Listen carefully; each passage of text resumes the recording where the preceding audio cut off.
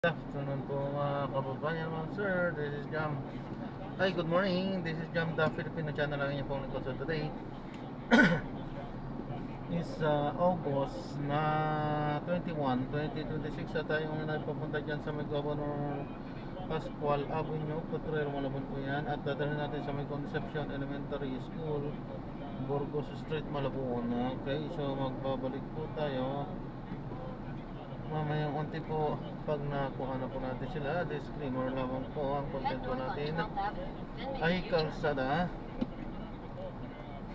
at hindi ang passenger. Kaya naman sakali man po na may marinig kayo mga pangalan ng lugar, pangalan ng tao, pangalan ng organisasyon sa government o private man yan, ay wala pong kinalaman ng channel nito at wala pong pinapatungkulan. Lahat po ng pinag-uusapan dito ay pawang dito lamang po yan sa loob at wala pong pinapatungkulan sa labas.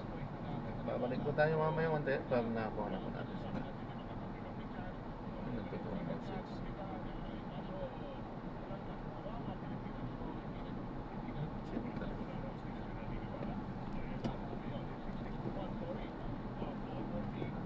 6. Make a U-turn, then turn left onto 2nd Street. In 300 meters, turn right onto 10th Avenue. Head toward 12th Avenue.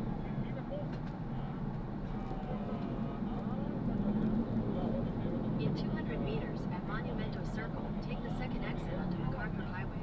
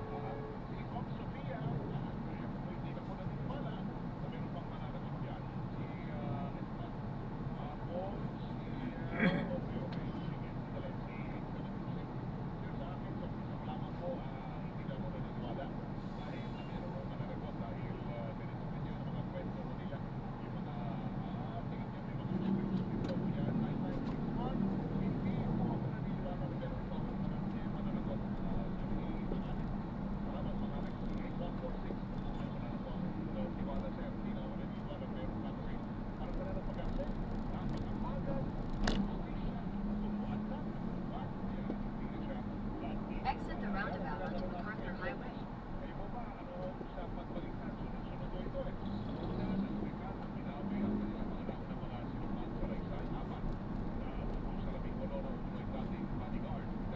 In 600 meters, turn left onto Connecting Circle.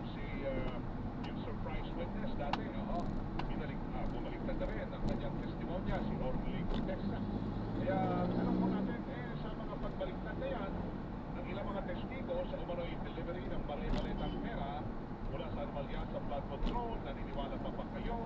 O hindi na kayo naniniwala na meron pang mananagot sa kategoryang yan? Hindi na po naniniwala si X227 dahil alam niyo naman ang galaw mo rito, pinag-ikot-ikot lang mo, sabi ni 338, si Boy, ako hindi na ako naniniwala, wala na mangyayari ko dyan, napakatagal na po niyan tapos gusto yung madami nangyayari, dapat sumpa kaso nagtagal na sabi nga kanina, isang taon na, di ba? Higit. Kaya eto na, unang bahagi ng ating anong sa inyo, ang same video pinabasa natin, pwede rin ako sa YouTube, subscribe kayo doon, sabi ni 6893, hindi na ako naniniwala niyan, 82114 naman, meron pa rin akong mananagot dyan, hindi lahat ng panahon ay tatato ang katotohanan. Yan naman ang sabi ni 8214. 2151, salamat. Sabi niya ay ako'y naniniwala na wala na. So ang paniwala niya daw, wala na. O yan, wala na ang mananagot yan. Yan ang paniniwala noon niya. 8488, ito po dati naniniwala, pero nung meron akong firma na kumagpiyansa ay naglaro na mabuto yung aking paniniwala. Wala na.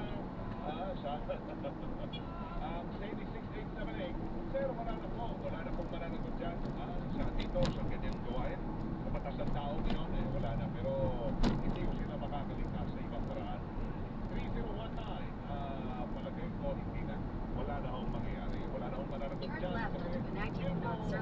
Then turn right onto Governor Pascual Avenue. Influensya. Ano ba yung saturated na?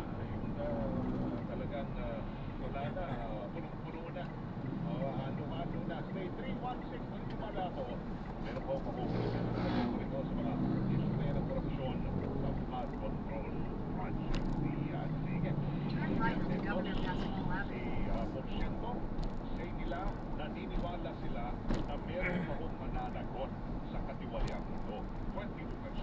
Subalit, mga nagsabi na, hindi na ako naniniwala na may 200 mananagot. meters, your destination will be on the right. 78% yan ang bilang. 78% hindi na sila naniniwala na may mananagot pa sa eskandalo, sa anomalya, sa katiwaliang ito.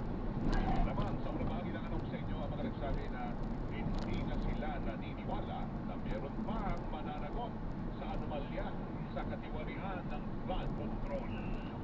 Sige nga, ano ang sa inyo? Habol-habol-habol! 0917-594-5941. Text na ho ngayon, ha? Babalik tayo. Labanan ng fake news. Dapat totoo. Ano? Alas 11:15 ng umaga. Wait, de la Peña. Anong fake news? Your destination is on the right. DZBB, Balita Totoo. Ang food supplement na made from high-quality organic spirulina, Genesis Organic Spirulina, ay available online at in selected Mercury drug outlets. Mahalagang paalala, ang Genesis Organic Spirulina ay hindi gamot at hindi dapat gamitin panggamot sa anumang uri ng sakit. Ang gabi, kita, Happy kita. sarap ng feeling. Everest Air Conditioner. Ano ever best place mo in the world? Siyempre, right here with you. Everest Air Conditioner. Clean, healthy air. Energy saving. Everbest from Everest. Everest Appliances. Bringing quality and wellness to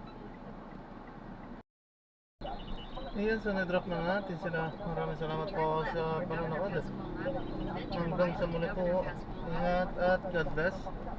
Paalam po muna. Pansamantala tayo ay gagawa na ng ibang video sa ating susunod na misyon.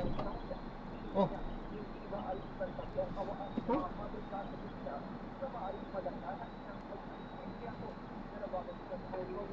Mali yata. Turn right, then make a U-turn. Paalam po muna pansamantala. This is Jam, the Filipino channel, ang inyo pong lingkod. Paalam po.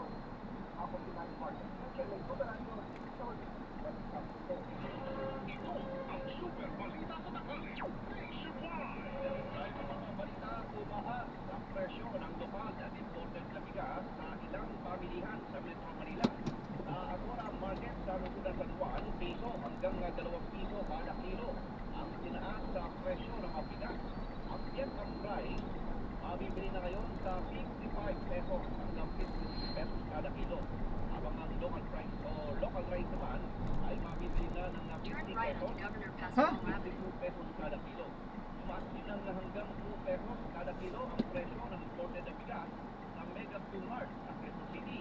Ay sa mga nagtitinda, wala gaang supply ng imported na bigas habang napinsala naman ang ulan at baha ang mga sakahan sa bansa. Super Balita sa Tanghali, Nationwide! Paano na magsasagawa ng food safety drill sa mga paaralan sa buong bansa?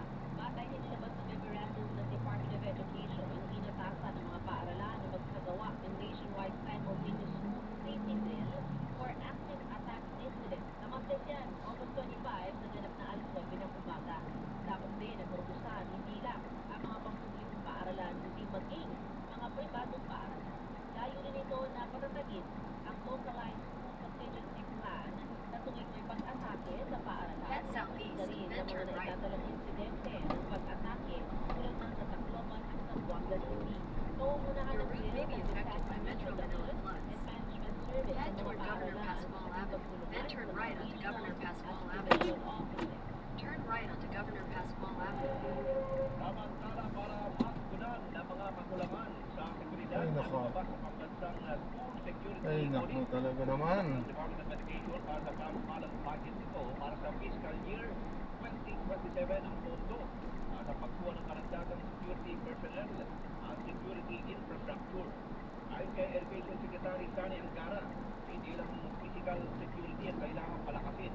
Dapat din manutukan ng prevention and recovery para maiwasan ng mga karahasan. Samantala, tutulong din ang DepEd na mapondohan ng pagkatalaga sa mga school Parang hindi gandang In 300 meters, turn right after Emily Concepcion Mountain Road onto General Luna Street.